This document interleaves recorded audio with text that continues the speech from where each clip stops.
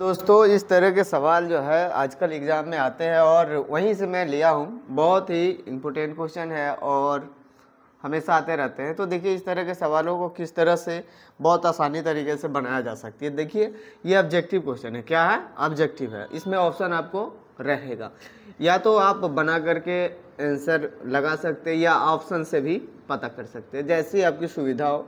परंतु जिनको कुछ भी पता नहीं है, जो चैप्टर भी नहीं पढ़े, अगर वो चाहते हैं कि कुछ बनाए तो उसके लिए क्या क्या करना होगा। सो देखिए यहाँ पर लिखा हुआ है कि पी वाई अगर इस तरह से है और जी वाई है इस तरह से। अगर पी वाई को जी वाई से अगर भाग करते हैं तो घात बताना है। क्या करना है? घात बताना है। तो आपको क्या करना है कि ये जो भी है इसमें जो बगल का y है उसका घात को क्या कर देना है? जोड़ देना है। जैसे मल्टीप्लाई होगा तो पावर क्या हो जाता है? एक जैसा रहता है तो ऐड हो जाता है। तो यहाँ पर भी ऐड कर दीजिएगा तो ये हो जाएगा 1 और 3 और तो 1 और 3 4 और 4 4 8 हो जाएगा ऊपर में। ठीक है, पावर सिर्फ y के पावर, बाकी का पावर हम नहीं लिखेंगे। क्यों नहीं लिखेंगे? क्योंकि मल्टीप्लाई करते समय हमको इतना टाइम नहीं है कि सब का काम करेंगे, क्योंकि घात ही सिर्फ पूछा है। तो सिर्फ घात पूछा जाए और पूछा ही जाता है तो इसमें ऐसे ही कर लेना है जो हाईएस्ट होगा। जो ये हो सकता है बीच में किसी में दे, तो आपको ऐसे नहीं गलती करना है कि साइड वाला ही लेना है। यानी जो भी होगा x वाला होगा तो x वाला, y वाला होगा तो y वाला, जो भी हो जिसमें ज़्यादा पावर होगा, जिसमें जैसे कि इसमें एक y वाला पावर है, इसमें सिर्फ y है सभी में, और इसमें 3 है, इसमें 4 है, तो सभी को जोड़ दिए। अब इसमें क्या है कि ये पूरा एक ही टर्म है, इसमें मल्टीप्लाई में नहीं है जो पावर को ऐड कर देंगे 2 को 1 को 3 को, इससे नहीं करना है। एक स्टेप है तो एक ही, तो ये जो ज़्यादा होगा वही है 2 है, तो 2 से हमको क्या करना है? भाग करना है। तो एक ही जैसा अगर चीज़ होता है तो पावर क्या होता है? घट जाता है। तो y के पावर जो है 8 माइनस 2 यानी कि y के पावर 6। तो जो घात पूछा है वही आंसर आपका हो जाएगा ऑप्शन नंबर ए। क्या हो जाएगा? ऑप्शन नंबर ए, सिर्फ ऊपर वाला। ठीक है, सिर्फ घात पूछा है। फिर आपका नेक्स्ट सवाल जो है वो इस तरह से है कि अगर x माइनस 2 अगर इसका गुणनखंड है तो p का वैल्यू क्या होगा? अगर इसका गुणनखंड है, इसका मतलब इसका वैल्यू इसमें डालेंगे तो क्या हो जाएगा? 0 हो जाएगा। गुणनखंड का मतलब ये होता है कि अगर उसका वैल्यू डाला जाए ना तो क्या हो जाएगा? 0 हो जाएगा। ठीक है, तो यहाँ पर आप इसका वैल्यू रख सकते हैं x माइनस 2 बराबर 0 करके पहले x का वैल्यू निकाल लेंगे तो आएगा 2। ठीक है, 2 जब आ गया तो इसमें डालना है और ये 0 के बराबर हो जाएगा। तो यहाँ पर जहाँ जहाँ पर आपको x दिखाई दे रहा है वहाँ पर आप 2 लिख दीजिएगा। ठीक है, इसमें आपका कैलकुलेशन का पार्ट नहीं चेक करेगा, क्योंकि रफ में आप कर लीजिएगा जैसे आपको सुविधा लगता है, जितना फास्ट लगता है, परंतु सावधानी से कीजिएगा। प्लस माइनस में अगर गलती हो जाता है तो आंसर नहीं आएगा। इस तरह से आपको भी और हमको भी ध्यान रखना है। हो सकता है इसमें भी एरर कभी आ जाए तो आप लोग कमेंट में सही जवाब दे दीजिएगा।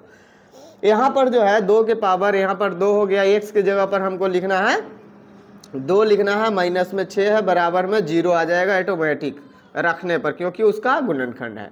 तो ये हो जाएगा p गुणे 4, 2 के पावर 2 यानी 2 दूनी 4, माइनस 2 को और 6 को कितना हो जाएगा? 8 को, बराबर में 0।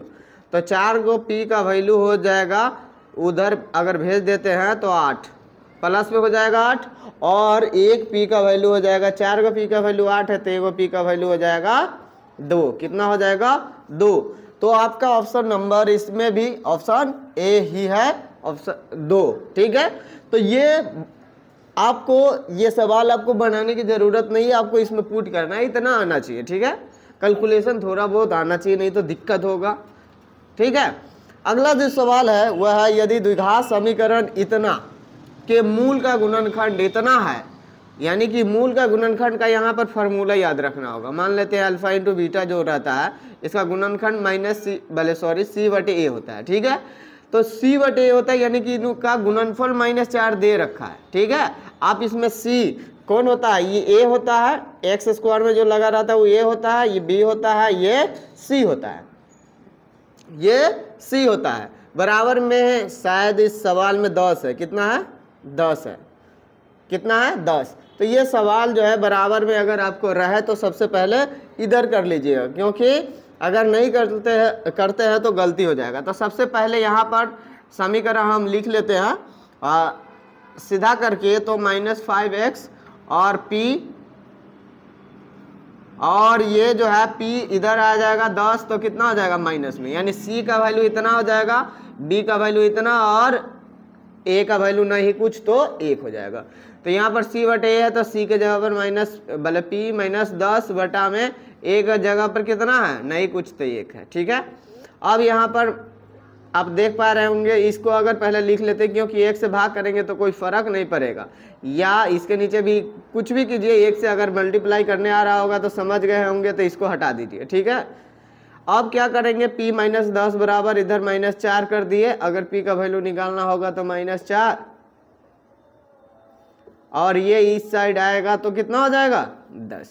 ठीक है, और थोड़ा अगर स्पीड होगा तो आप लोग बताइएगा, क्योंकि कभी कभी किसी को स्लो मोशन में चलने में अच्छा लगता है, किसी को फास्ट। अगर ना समझ में आए तो पॉज करके देख लीजिएगा। ठीक है, तो p बराबर क्या हो जाएगा 6, कितना हो जाएगा 6, क्योंकि 4 कर्जा में 10 आया है, तो हिसाब करवाएंगे तो 4 दे देंगे तो 6 को अपना बचेगा, यानी कि p का वैल्यू इसमें भी क्या है, ऑप्शन 4 ही, ऑप्शन ए ही है। ठीक है, ऑप्शन ए हो गया। अब कहता है के किस मान के लिए द्विघात समीकरण इतना के मूल वास्तविक एवं समान होंगे।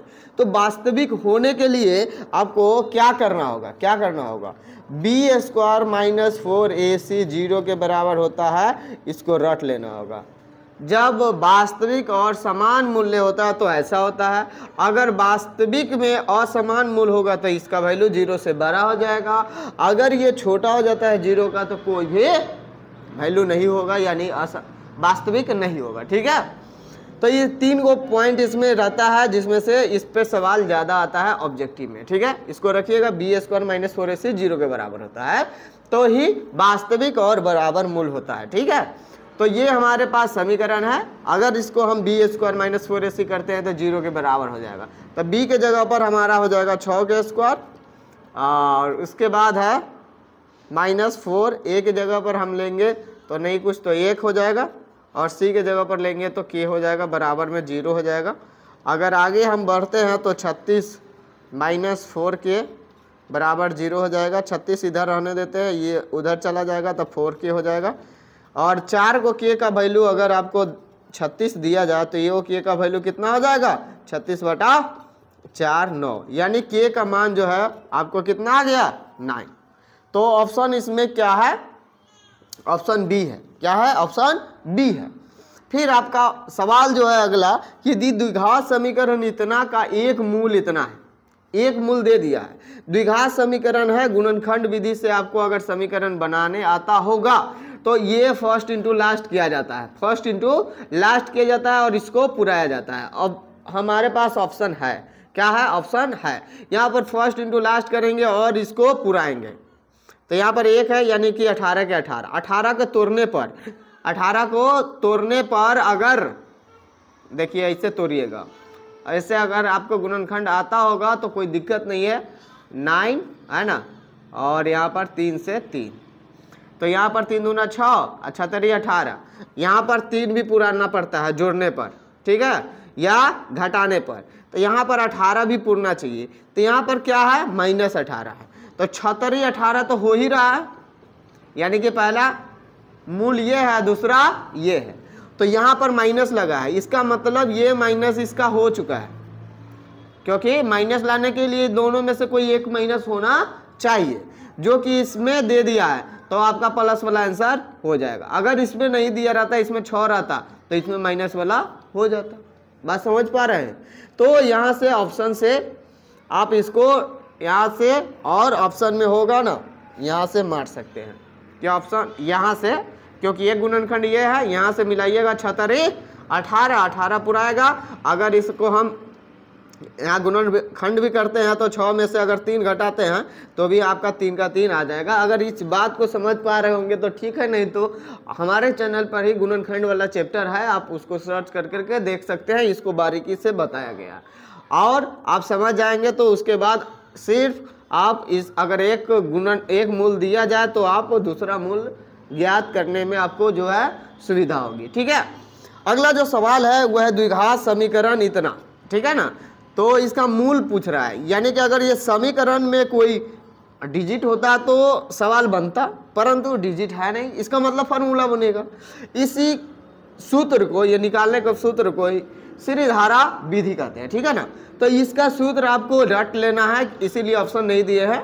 ये x बराबर होता है minus B plus minus root under B square minus 4ac। ठीक है, बटा में 2a, ये फॉर्मूला होता है। एक बार इस जगह प्लस रखिएगा, एक बार माइनस रखिएगा, ये b है। ठीक है, 6 नहीं है, तो ये फार्मूला है, इसको रट लीजिएगा क्योंकि ये फार्मूला आते ही रहते हैं। अगर आपको फार्मूला वाला भी दिक्कत अगर है फार्मूला से भी, तो आप कहिएगा, तो कमेंट करिएगा तो नया वीडियो बन जाएगा, नहीं तो आप लोग पिछला जो है चैनल पर है, आप लोग देख सकते हैं। तो ये अगर इस तरह से आप तैयारी करते हैं तो आप अगर नहीं पढ़े हैं तो भी कम समय में तैयारी करके आप इसको निकाल सकते हैं। देखिए, मैथ पर इसलिए जोर दिया जाता है क्योंकि मैथ 0 से चलता है। हिंदी में कुछ ना कुछ ग्रामर में पढ़े होते हैं, यानी व्याकरण में, और संस्कृत भी ऐसा ही कहानी की तरह है, रट लेते हैं।